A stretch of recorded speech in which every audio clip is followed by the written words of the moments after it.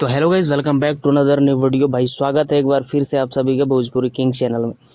दोस्तों आज की वीडियो काफ़ी ज़्यादा इंटरेस्टिंग होने वाली है, तो वीडियो पे एंड तक बने रहें।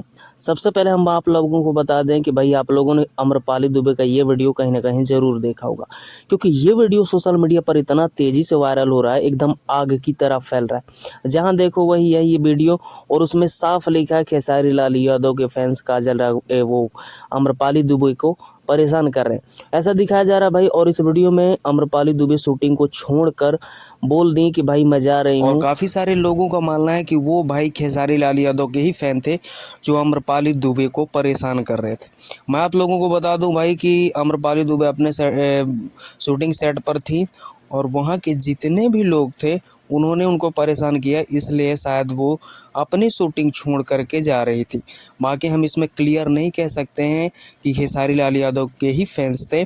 बाकी अम्रपाली दुबे क्या है क्या नहीं है, आप लोग कमेंट्स कीजिए। क्या खेसारी लाल यादव के फैंस है या फिर शूटिंग सेट के लोग हैं? Thank you so much.